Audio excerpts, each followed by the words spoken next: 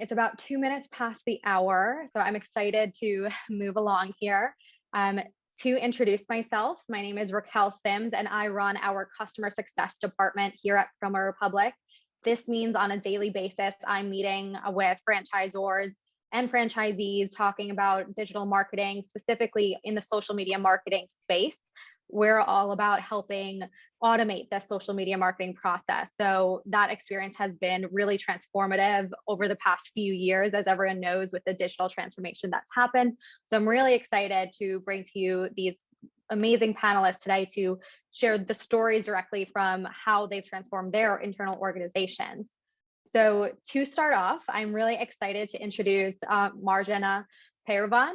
She is the former director of marketing at CycleBar, and she's really experienced and creative marketing executive with a really clear history of working in several industries like beauty, health, wellness, and fitness, which we have all heard of these brands like Drybar and SoulCycle and CycleBar. I mean, who doesn't love them? I mean, I've been to all of them, so that is amazing experience.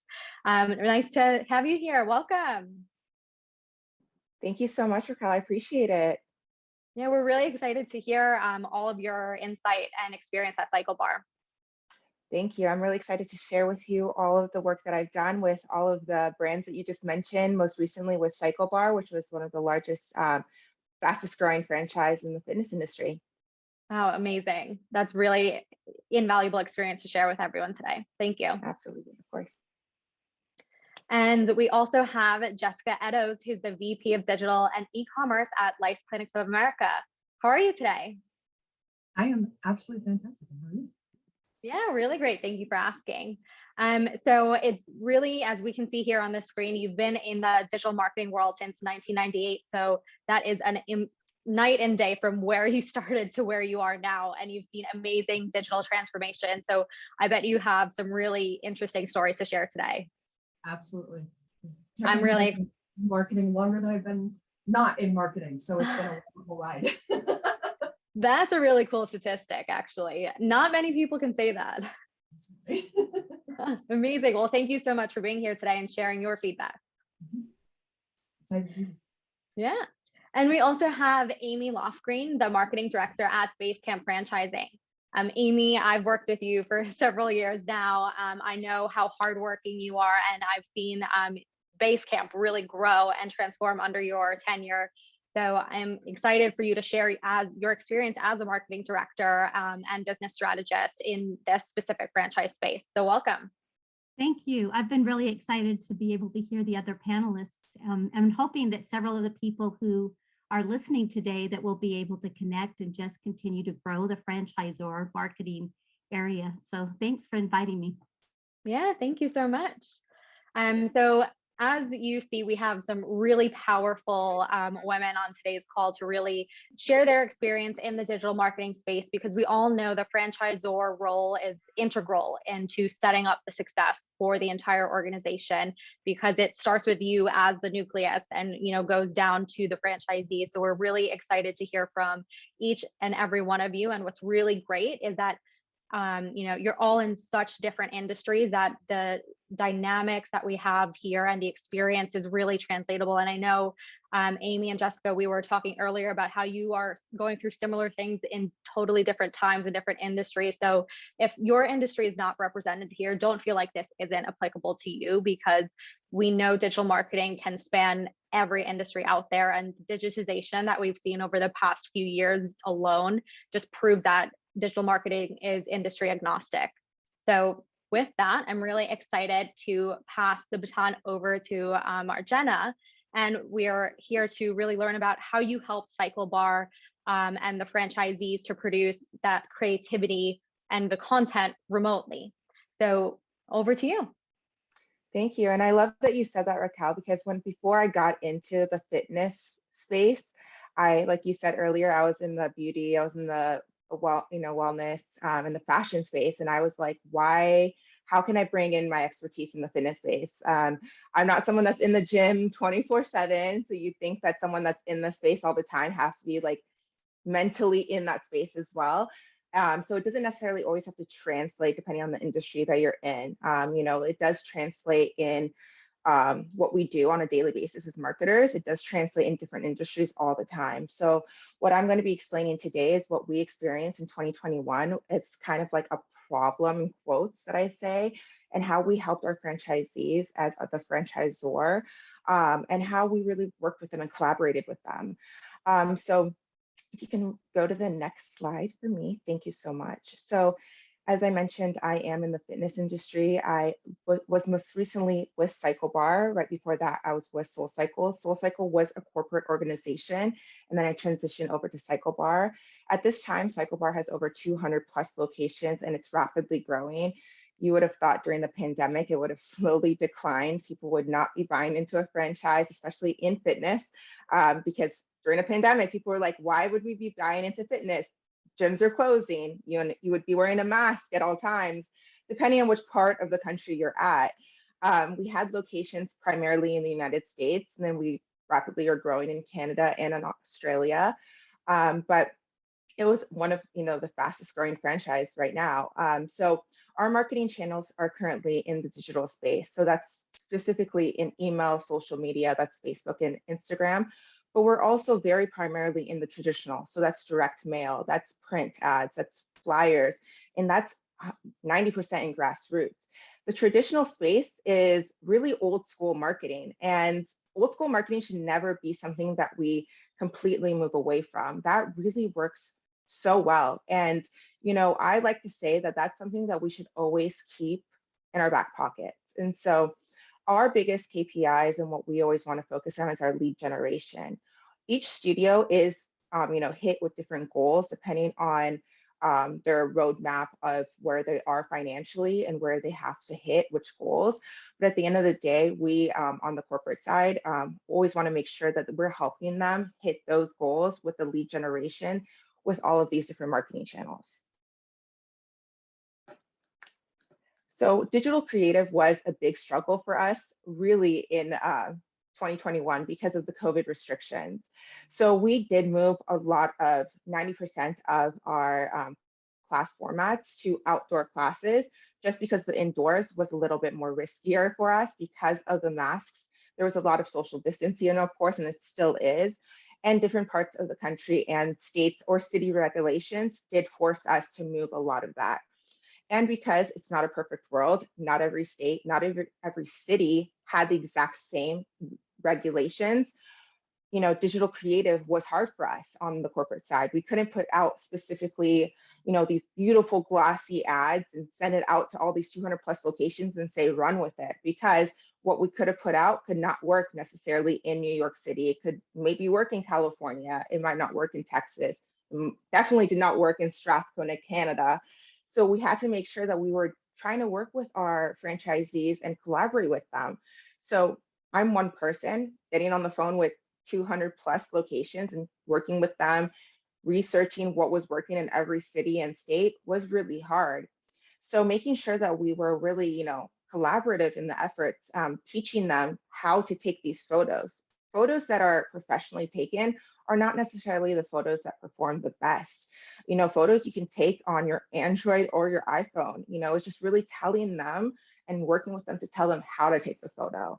I think what happens is a lot of times they rely on us, because when you're buying into a franchise, that a lot of your marketing dollars go into the efforts that we give you, the copy, the email, the graphics, the flyers. So you're really relying at the end of the day to say, okay, what is it that you're giving us? What is the direction?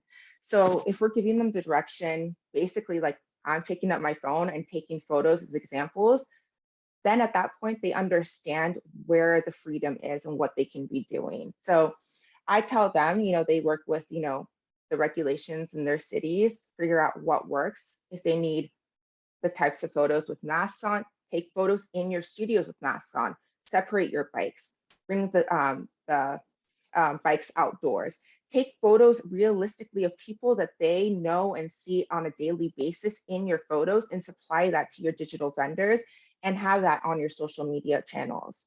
This limited the requests that we were getting internally in our inbox, and it gave them the freedom to know what they can do and showcase that their audience was able to see what was happening in their indoors. So the collaboration, again, it helped give us great rapport. That gave the ability to franchise owners to know that, one, they had the freedom to do what they could do as long as they were abiding by the brand guidelines.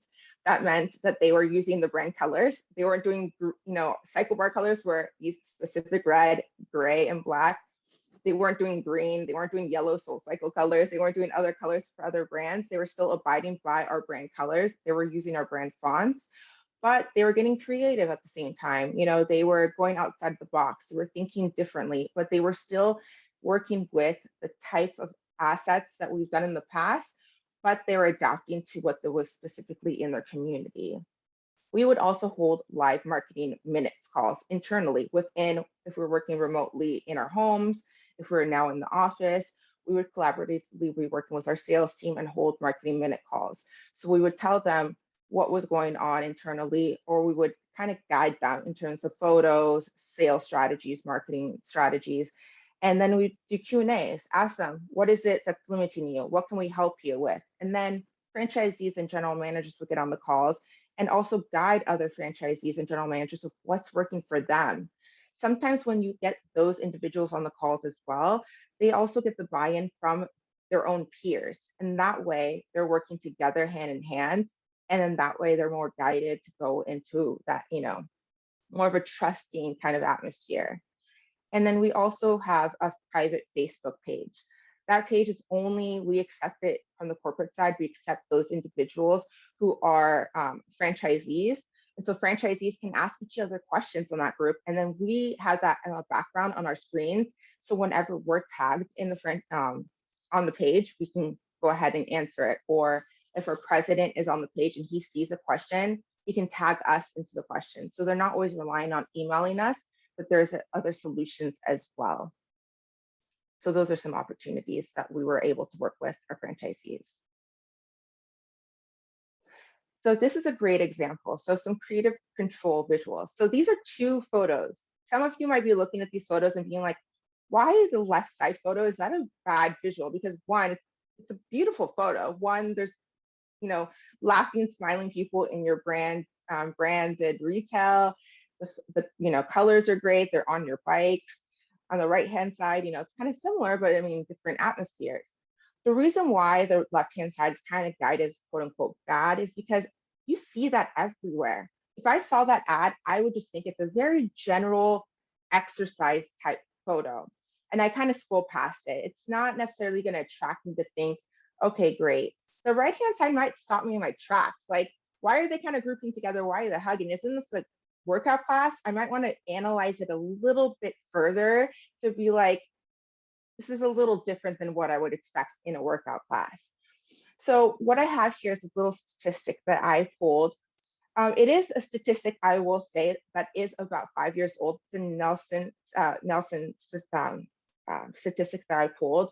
However, even though it is a 5-year-old statistic, it does still ring true till this date. So on average, 25% of consumers are exposed to ads from a previous day that they can correctly remember the ad and ran what it was for. So again, although the statistic is a bit older, it still rings true, because sometimes when you see an ad that from the day before, you might not necessarily remember where you saw that ad or what they were selling. So you want to make sure that whatever you're putting out there, the marketing dollars that you're putting behind, whatever it might be, it is something that the consumer is going to remember you by. Facebook studies have shown that 90% of consumers focus on the visual appearance of the ad when they're comparing it to different brands. And in the fitness industry, you're being compared to so many other people. It does not need to be another cycling brand. It could be another fitness model.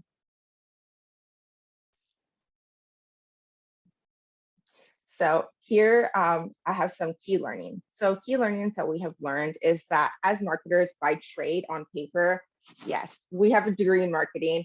We may necessarily know more so on paper than our franchisees, but they are the people that are living and breathing in that market. They know what their customers like. They know what their customers understand. They know what their customers will read on paper, in their ads, in their emails. They'll understand the verbiage that makes most sense in their communities. So we need to make sure that we're always collaborating with those individuals on a daily basis. Just because we understand it by degree doesn't mean that we're going to understand it by every market. So we always need to cooperate with those individuals in order to make sure that we're speaking the language in those communities to sell more memberships. Amazing. Thank you so much for sharing. I think you highlighted really great points, and you took amazing steps to change in a really rapidly changing world, you know, in the 2020-2021 period. And to see that you put more control in franchisees' hands, which enables them to, you know, feel that ownership of the business, as well as you made yourselves more available via email, via Facebook group. So I think that highlights the ways that you can be there for your franchisees and give them more reins to it highlights here, to collaborate to get the work done all together. So I think those are really important learning to share. Absolutely. Thank you. Thank you. Of course, thank you. So now hopping from the fitness industry and pulling from your background in, you know, beauty and fitness, we're going to hop over to the Lice Clinics of America and to Jessica, where she's going to share, you know, what happens to lice treatment business when we're all social distancing and when we're all trying to keep as far away from each other as possible. So Jessica, I'm excited to hear how this transformation over the past few years was for you. Great, thank you so much. So yeah, I mean, obviously COVID hit 2020, world was crazy. We shut down about 50% of our network, depending on where they were, what the regulations were, things like that. So we had to shut down quite a few. But by the end of 2020, we had kind of started to open back up. And that was really great. But obviously, lice spreads from head-to-head contact, right? So if you don't have people head-to-head, you're not spreading lice. And what we really saw at the beginning of the pandemic was there were so many people who were at home, and the whole family got it because one kid had it, and then mom and everybody was snuggling on the couch watching Netflix, and next thing you know, the whole family has it. And so, you know, but then with extended social distancing, many people who could take care of it took care of it right away. And so, and then they didn't see anybody, so it wasn't spreading. So this definitely was an issue and a problem, you know, for lice franchises, not necessarily for the general public, right? So what happens when that happens, right? So we can go ahead and go to the next slide. So, okay, so should I back up a little bit? I guess I'll just talk a little bit about this. Lice Clinics America, we have an FDA cleared medical device that dehydrates lice and eggs. So it's a really interesting device. It was developed at the University of Utah, and somebody can walk into our clinic who has lice and walk out an hour later without lice. So that is amazing. And for anybody who has struggled with combing for hours, it is a godsend. So, you know, it's amazing, and it's an amazing business. But just like with, I'm sure, the CycleBars and all of those, in the middle of head lice, it's really hard to recruit new franchisees. It's really hard to do all of that because, again, social distancing. But, you know, we also have 200 clinics, and part of what makes us a little bit different than what you guys have is we actually have an internal digital department.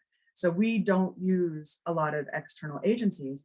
And part of the reason for that is when I came on board 6 years ago, we ended up 4 years ago, we started our own digital department, and we handle more than like 60% of all of the clinic owners in terms of all of their internal digital. We handle their Google PPC display, all marketing. And so what ends up happening is that all of a sudden they don't have somewhere else to go or another company to talk to when their ads aren't working, when things aren't going on. So everything turned internal with COVID and with all of those pieces. And so we definitely had to pivot as well, because once you are dealing with all of these pieces, you figure out, okay, how do we help all of these guys who are in all of these different markets succeed? Because as you mentioned, everybody has their own finances that they have to come up with. Everybody's got their own story of what they're dealing with during COVID, as well as you have clinic owners who are coming down with it and so forth. So we really took a hard look at a lot of our KPIs during this time. And if you want to go, I think the next slide, we'll talk about the solution. Well, we talked about the problem, which was we were coming out of lockdown and everything was really, really hard. Another thing is we couldn't get into schools for head checks. That was really hard as well, because part of anybody who has been in school and had somebody come in and do the class head checks and all of those. I mean, schools are a great source for us because schools can really be a breeding ground for lice. And so all of those pieces really impacted. It impacted our local marketing efforts. It impacted a lot of our marketing efforts. So we had to figure out a way to pivot and to get in touch with schools and get in touch with all of these different places. So go ahead and go to the next slide. So one of the things that we did throughout 2020 and into 2021 is we had to become masters of our data. And when I say masters of our data, part of what we had to figure out is you can't walk into a school anymore. Who are the people that you're supposed to be talking to? You can't walk into a daycare anymore. Who are those people? So we had to find data, but we also had to find ways to better aggregate our data so that we had ideas of what was happening in different markets, regionally, what was happening, how can we pivot, and how can we adjust? And so we did a lot with really normalizing data and being able to regionalize it, get it by state so that we understood what was happening with the different regulations and how that was going to impact the different clinics. One of the other things we did is we went ahead and the team put together a brand new corporate website. So when you are struggling, sometimes you have to take a look and say, is it time to push or is it time to shore up something?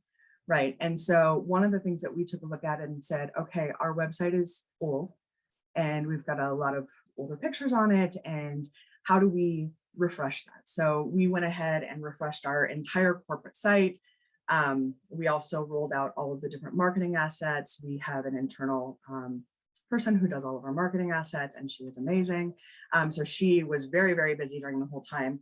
We also started working on our TikTok channel. So we've got assets together for that. We're about ready to launch it in the next couple of weeks. So we're actually pretty excited about that. And we've been working on it for a few months because obviously that takes time. And so we've got some videos set up and we are ready to go and start that. And one of the things that we did with our team is we worked through we did a technician video contest. So the different lice technicians around the country sent in videos to us about why they love their job. So that's something that's really fun that we're excited to show on TikTok because it's really a very heartwarming piece to be able to have a little kid come in who's covered in lice and they're itchy and they're getting made fun of in school and all of these other things. And you're really able to take that person and have them leave your clinic with a new sense of self-worth and everything because they no longer have head lice. So it's really, really touching. And so we were able to get some of our technicians to come together and give us videos on that, which has been great. And we're excited that's a sneak peek for the TikTok channel. And so, but we also had issues getting assets together. So we did have to repurpose some assets and things like that we had originally. We did do some new videos with face masks and so forth. So we had to do much of the same. A really interesting piece is when you don't have a lot of money, right? Because your business is struggling because of COVID. What do you do, right? Like, what do you do with your marketing dollars? Do you cut them? Do you move them around? How do you figure those pieces out, right? And that was part of what we had to try to decide during this. And there's so many pieces, and we all run, as I mentioned, we run our Google campaigns. So when we looked at that, we said, how do we help these guys? And Google is constantly on you about switching to maximize conversions and cost per conversion campaigns and all of those things.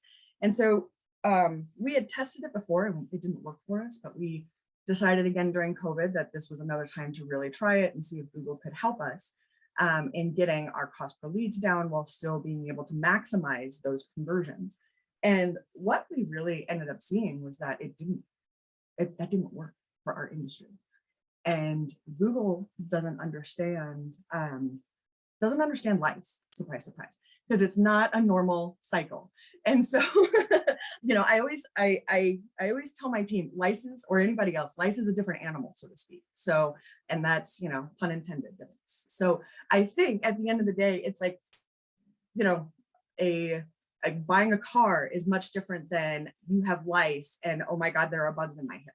Right. And so I think it's a definite different purchase cycle, because 95% of our leads come on the first click, come on the first search within 24 hours. So it's a completely different,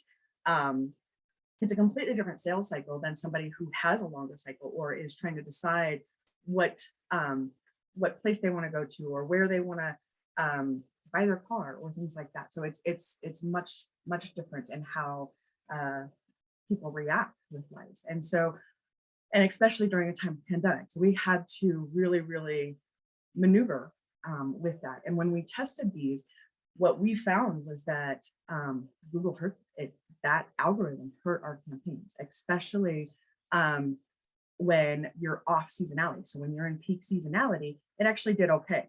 But the minute you're off peak seasonality, it didn't understand how to react to that. And Google doesn't understand that seasonality.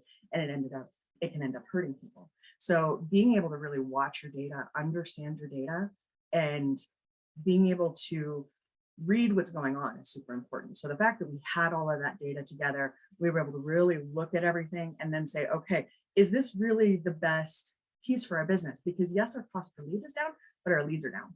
And you can't have, and in a lice business where you only have 3,000 to 6,000 searches in the market a month, it is super, super important to make sure that you utilize or maximize what you're really getting out of those searches. So that was a really, really interesting learning that we had. Some of the other things that we've tested and done is we also worked with our franchisees, and we started referral programs internally. So with business cards, here, give a business card with a referral. Free head checks. We sent out fun postcards to people. And I've got a visual of this in a little bit where and I'll show it, it's pretty fun, but we did a ton of different postcards. So again, mailings, we are digital, but at the same time, you can't forget the old things, because what I kind of called going back to basics, which is going back to what used to work, right? You just go back to what used to work. If the digital stuff isn't working, what else can you put into place? And so we did a lot of testing. So we tested integrated TV, we tested videos on Facebook and other places. We also did text campaigns and email campaigns. So we started emailing out to influencers of our moms. So influencers of our moms can be doctors, pediatricians, school nurse, PTA people, anybody who can influence a mom or anybody a mom may encounter when their child has lice. So we started emailing out to influencers and other things like that, because at the end of the day, when mom doesn't go to Google, where does she go? Does she go to her pharmacist? Does she go to her friend? Is it the school nurse that told her about it? So by being able to put kind of a web around all of those people, we're not only just hitting mom, but we're hitting the people who mom talks to when she's got the problem, and raising the overall awareness of us in those markets. And so that's been a really good strategy for us and has worked really well, because when mom doesn't go to Google or isn't on Facebook and isn't exposed to you, how do you best find her? And so we implemented this entire influencer program to really hit all of the people around mom, so that we are wherever mom goes when she finds her solution. And that was a really big piece. Let's see. Local marketing initiatives. We really did a lot in terms of, again, we could not get into as many schools. So we had to maneuver a lot with that. And we ended up doing a lot of training with our franchisees. As you all know, franchisees come to you with an amazing breadth of backgrounds. And so not all of them are marketing gurus, and not all of them are financial gurus. So you really have a big mixed bag. And so we really had to get in and train some of these people. Here's what happens when you answer the phone, and you need to make sure that you're doing X, Y, and Z. so that you can actually close the call. And by doing that, we were able to increase our overall call conversion rates in those clinics by over 20%, which, you know, when you only have so many searches and you can only get, you know, you're getting a 20% conversion rate on your site, which is great, you know, but then you've got to be able to close those calls. So again, you're limited with the number of people who have lice in a market at any given point. So you need to make sure that you are capturing every bit of it through the pipeline. And so part of the other things that we did is we implemented call pods. So again, you know, you've got all of these individual franchisees in some cases answering their own phones, and people call about lice at any given hour of the day. So having call pods and having the ability for some owners to be able to turn off has also been really, really helpful. In addition, we've had these marketing meetings and marketing committee meetings. And so we started our National Marketing Fund officially in 2021.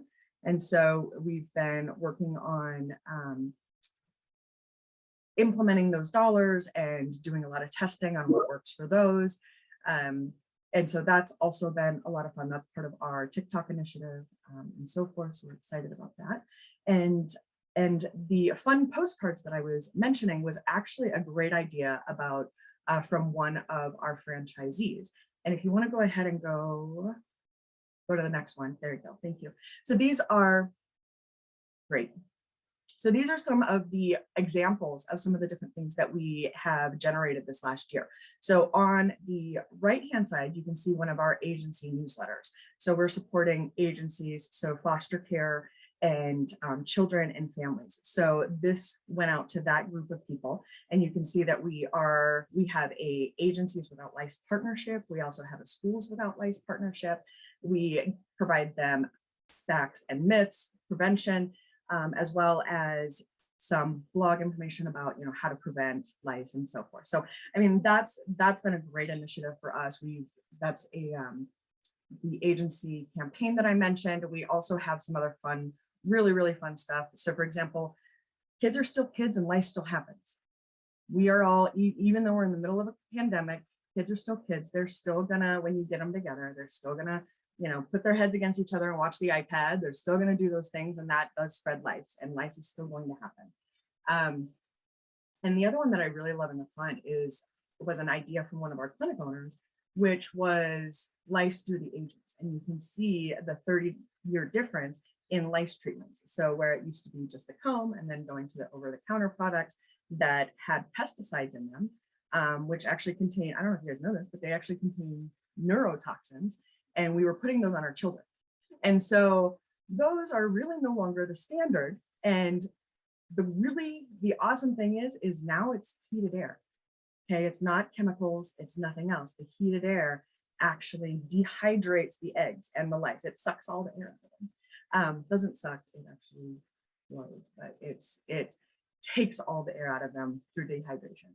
Let's go to the next one. And on that note, one of our owners came up with this hilariously funny postcard, which was "We Fry Eggs." So because what we do is we actually fry lice eggs. Our machine, our FDA cleared medical device, is 99.2% kills all the eggs, which is so cool. And that's one of the big issues that most lice treatments have, is they're not ovicidal. They don't actually kill the eggs, which is why lice happens over and over again, because they never actually clear it off. Well, that's the difference, is we actually kill the eggs, which stops them in their cycle. So it's super fun. So we came up with this "We Fry Eggs." And then what we all did is we got into a fun little, we have a Zoom meeting every morning as just part of our daily kickoff and making sure we're on track for the day. And we all got Fridays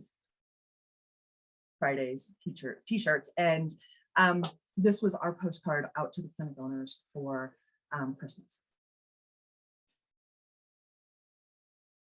So I think I'm pretty close. I love it. I mean, this is so creative. I think it's so funny. It was very well received. And again, I know you mentioned about the good and the bad pictures, right, for SoulCycle, and having that, what stops you in your tracks, right? Well, how often do you get a postcard with a fried egg on it? You know, it really takes you a minute to go, what is this all about? Lice and eggs? Is this like breakfast? What's happening?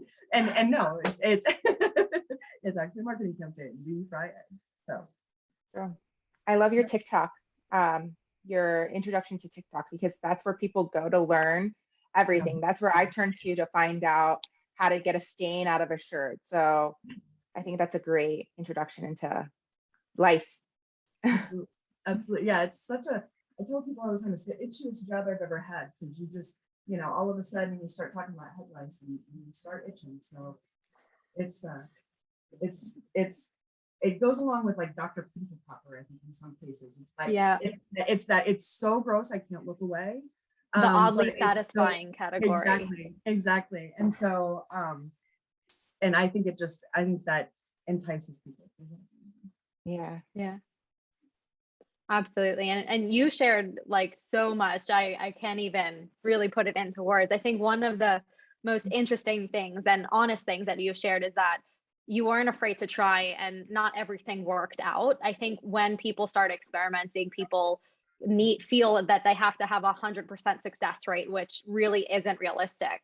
So thank you for sharing that maybe Google didn't work for you, and you went back to the basics, like Marjaneh said, and you tried different things. And I do think in this digital age, yes, digital is really powerful, but you have to be realistic with the time, what's happening in the world, as well as what's happening in your industry and your niche, and what that means. So that's really cool. And not only that, you're also experimenting, as you said, with new things like TikTok, like your call pod. So I think that's really important to share that. Don't be afraid of trying, and not everything will work. I think those are my key takeaways that I underlined in my notes today. Absolutely. And, I really feel learn fast, fail fast, and by having really good data, you're able to do that, because you're able to say, okay, what's happening? And then not just what's happening here, but how is this impacting everything? Do I see a little weird lift over here that's caused by this that could be correlated, but not have a tie to it? So it's really making sure that you're looking at all of those pieces. So absolutely, thank you. I feel like that's part of the power of franchise marketing, because we have the opportunity to have it go out to 100 or 200 locations. You can see, is this effective in all these markets? Is it only regionally effective? Is it not effective at all in a really quick time period? It's one of the things I love about the space we're in. Absolutely. And we also have a couple of test kitchens, is what we call them. So we come up with these ideas, and then we test them out in a couple of markets. And if it works, we roll it out to the network, because we want to make sure that we've got that before we roll it out to everybody, that we've at least pressure tested it a little bit. Because obviously, owners have so much going on. And so we really try to get through that vetting a little bit ahead of time for that exact reason. And so, some of our key learnings, and I think the fried eggs really encompasses this, is the ability to be scrappy without being crappy, right? Is really to be, some of the best creativity really is born of necessity. And when you look at it, you say, okay, what do we do? Getting into a room and just coming up with those ideas, or listening to your clinic owners or your franchisees and really listening to them, because at the end of the day, they do have a vested interest in being successful. They've spent money, and franchisees come into this entrepreneurial spirit, right? And they will do, when they've got this idea and they come into your system, they look at it and they say, I will do whatever I got to do, whether they're, using what their mom left them, or leveraging credit cards, or whatever they're doing to come into they are so vested. And sometimes they just want to they have really good ideas, and just going out and listening to them and talking to them and collaborating. And we were able to really do that through our marketing calls and our weekly roundtables. We had a marketing roundtable with a set of owners every week, and just listening to what came out of those was really great and helped a lot. And again, I said earlier, know when to shore up your loose ends and know when to push, because sometimes if you're pushing without shoring up your loose ends, you're going to cause yourself more problems. So know when to do which is really helpful. And really fun, I thought was great, is people who were on our digital and who worked with us on these local marketing initiatives and worked with us on the plans. Several of them are breaking records this year, which in a time of, coming out of COVID is just so warming to hear. And now that they are doing that, more people are adopting the same pieces, which really makes it so much better. And, we're going to see a huge lift coming out of this in 2022, which we're really excited about. Congrats, that's amazing. Amazing. Thank you for sharing again. Really, I think, again, be scrappy. You were at a pivotal moment in COVID looking at where to allocate the money and really tested and tried things. So that's a really great takeaway and like a perfect transition essentially to Amy Lofgreen with BaseCamp franchising, because I think I know, because I was with you during COVID, that it was a pause moment. So I know that was really interesting to say the least. But it's really great to see that you, through your marketing leadership after, the reining in, were able to grow the 60% year-over-year sales growth for your top 10 stores. I think that's a really big milestone to break. So I'm really excited to hear from your perspective. And you can, for those that aren't as familiar maybe as I am with BaseCamp, you can tell us a little bit about Kid to Kid and Uptown Cheapskate and BaseCamp overall, and then we'd love to hear from you. Yes, we are brick and mortar resell franchises.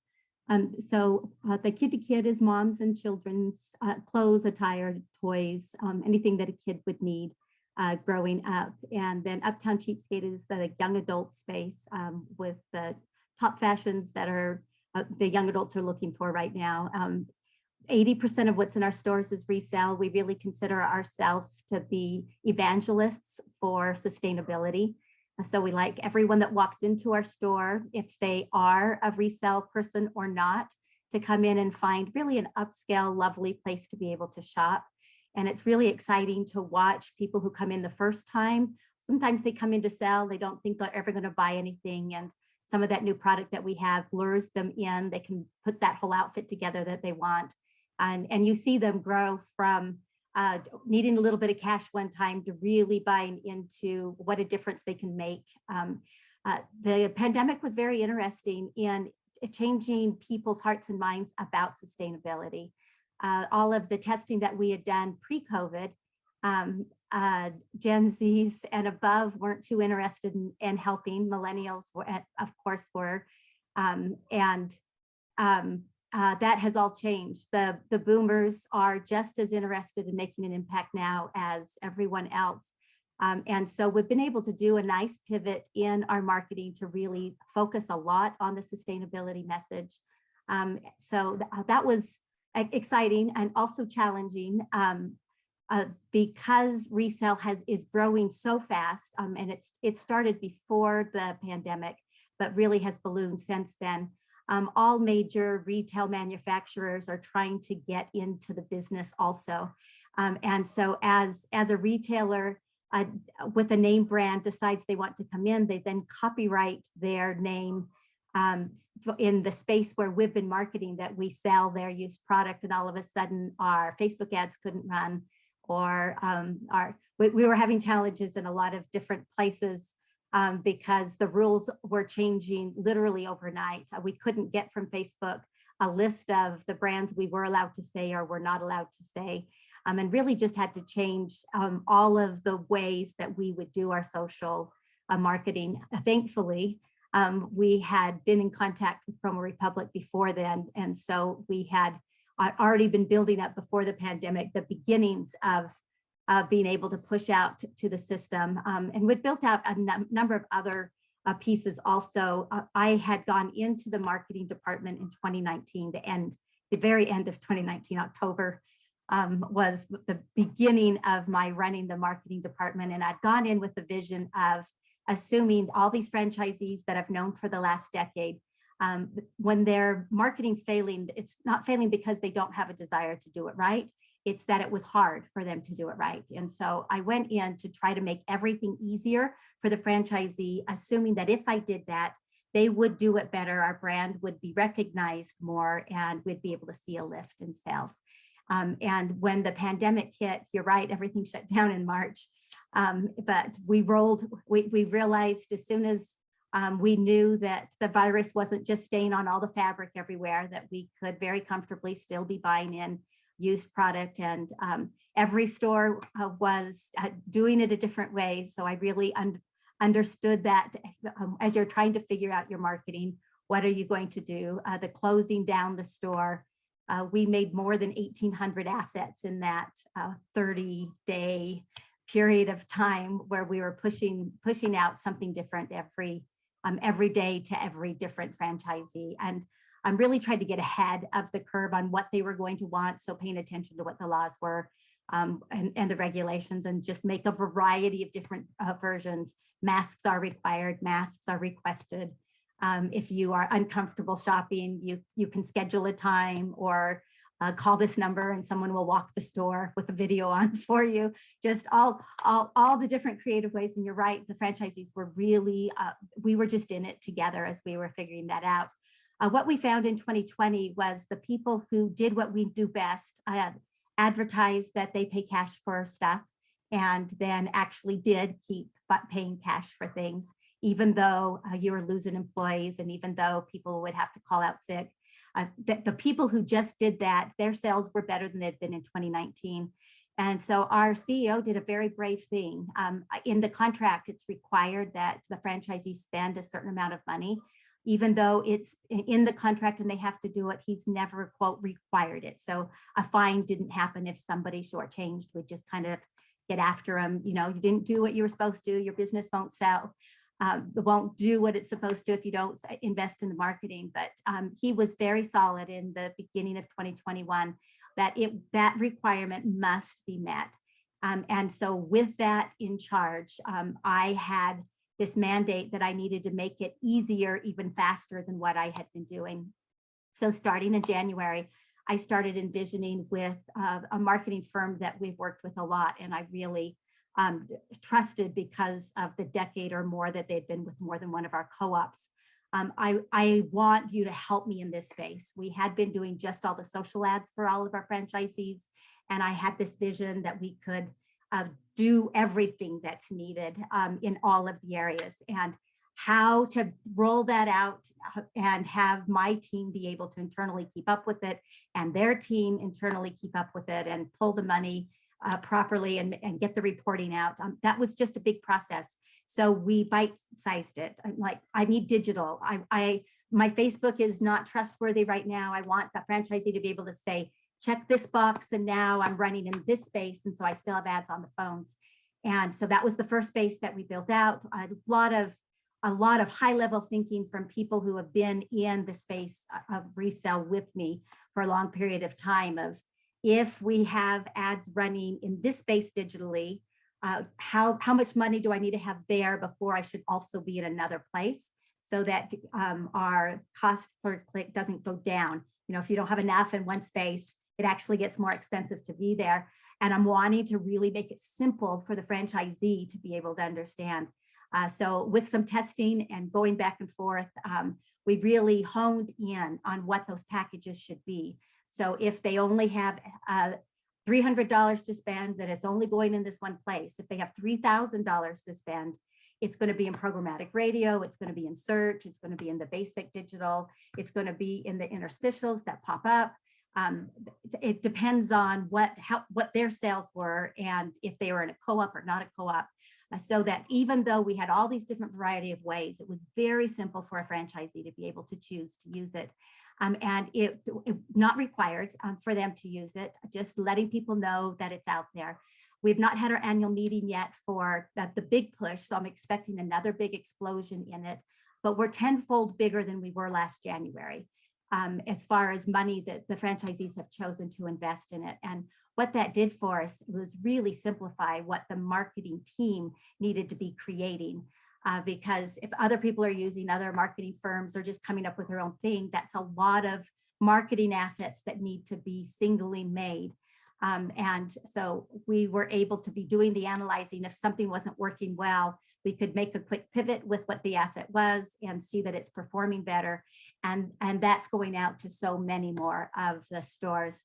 And we have another service that we have always had in place that helps with the print. If they want to pay a little extra, people on my marketing team are their service rep, and they will help them get their emails, their texts, and their basic social media. Of course, we know we have to have our local stuff going on, but our basic branding, the cash for close stuff messages going out, we really bolstered that. It used to be mostly just the print services that we would get everything printed and shipped off to them. And we added in a lot in that digital space. So instead of one post a month that we would be doing for them about whatever the main event was, it was 2 posts a week, bare minimum, and then also the big events. Had a lot of the franchisees at first kind of shocked, saying, I need you to turn that off. I'm getting too many buys, and our buys are directly connected to our sales. So when a franchisee complains about the buys, I'll laugh and say, oh, so you don't want to make whatever the money amount is. And they're like, yeah, I know, I just can't handle it right now. I'm like, okay, we'll turn it off for a week, but you want to turn that back on because that's going to be your money in fall. As we got these packages in place and made it more simple for the franchisees, the better their marketing was being executed, and it did what I was hoping that it would do. Social media was one of the first places that I had envisioned that would be able to make a big change. I had not known TikTok was going to absolutely explode in 2020. And so, yes, we are in TikTok. Getting our TikTok packages together for us to run ads for everyone has been challenging. We've been working on it for about 4 months. They are actively running right now. Last week, our ads that were running for kid to kid got suspended again, but I think we finally have found the mix. They don't want children in any ads, which is challenging for a children's store.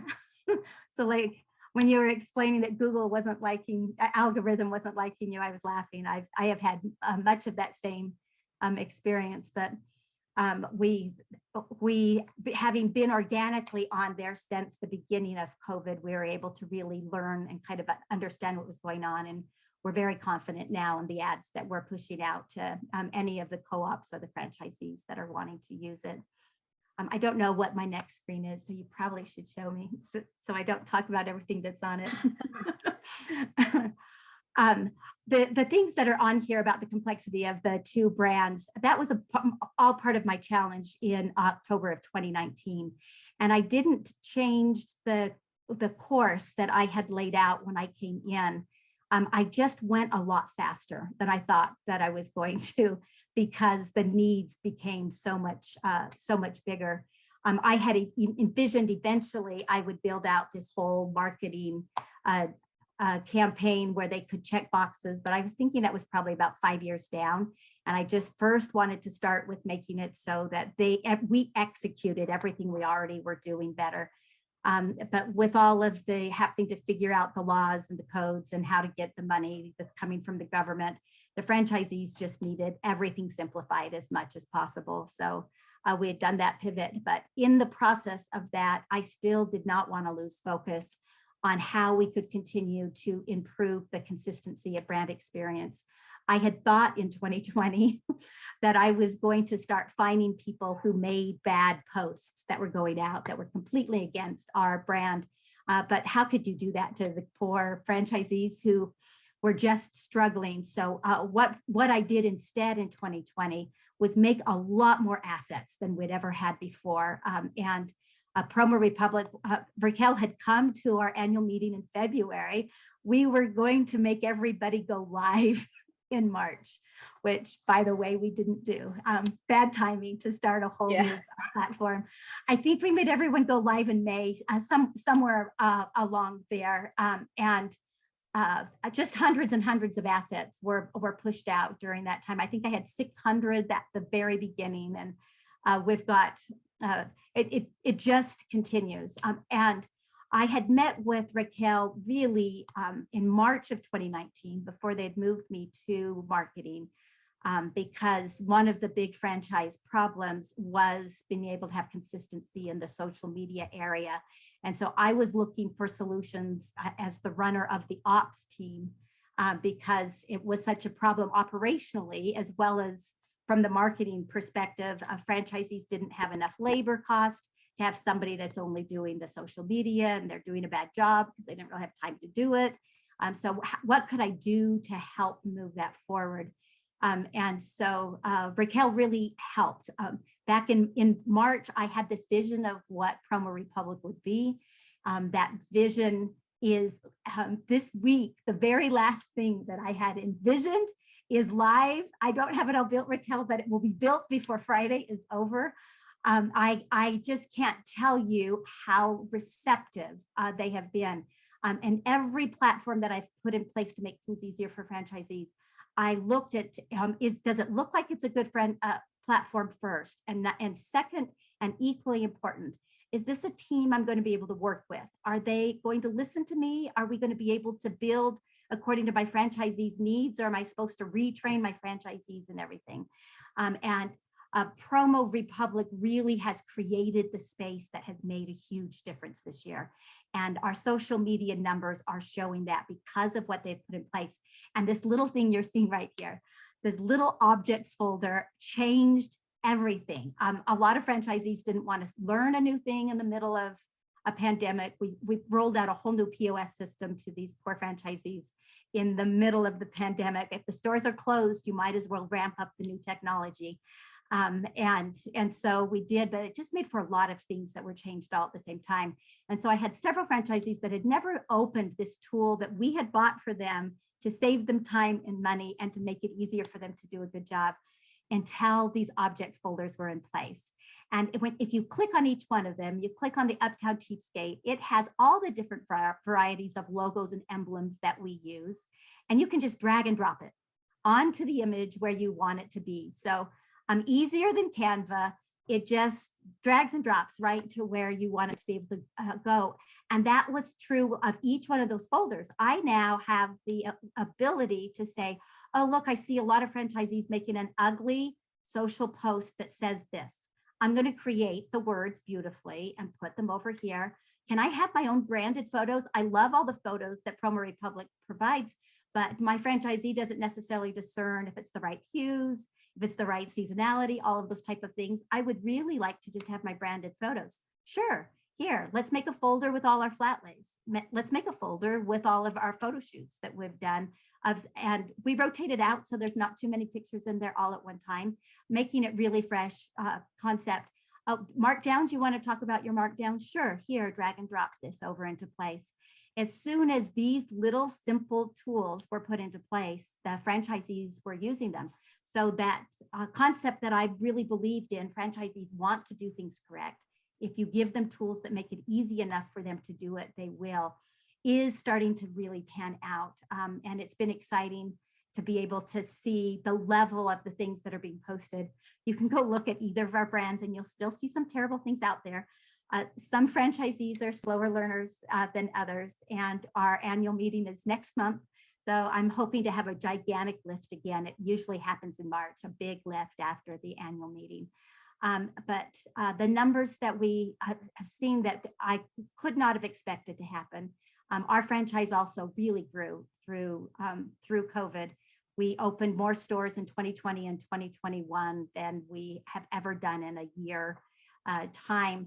Our grand openings, now that we've got systems in place to make it easier for the franchisees, our grand opening sales have doubled from what they were in 2019. Really, really proud that we would be able to make that happen, because it represents not just where they will start the money for the sales for their business. So they will be exponentially better than what they would have been for those first 3 or 4 years. But it really speaks to, we've made it easier for the franchisee to be successful in the space that they're in. And I know that we couldn't do it without partners like Raakkel. She has been with me from the very beginning with the Promo Republic. We also put into place a digital asset manager that made it right as COVID happened. I could push out those 1,800 assets to the franchisees because I didn't have to be trying to get them into emails and into a Dropbox or into all of the different things that we had done before that. But with each tool that we've put into place, it's always been with the mindset, if a franchisee is not doing well in this, it means I don't have a good system yet. So if I come up with a better system with them, then I know that they're going to be able to execute it. So I'm very excited as we move into this next year. The 2020 is when I built out my new store things, and 2021 is when we doubled that 2019. So I'm anticipating that same thing to happen for the whole system now. We built out how to do it for the whole system in 2021. And so the future's really looking bright for our franchises. We move into 2022. Wow, thank you so much for sharing, and obviously for the amazing feedback on our partnership to date. This was not rehearsed, that was all live. Yeah. That's really, I feel very strongly. She's just also been my emotional confidant through all of the terrible pivots. So she's heard me yell and scream and cry and be happy with her, all of the gamut as we went through the pressure cooker together. yeah, I mean, you can see that I'm blushing. I'm matching Jessica's like background now.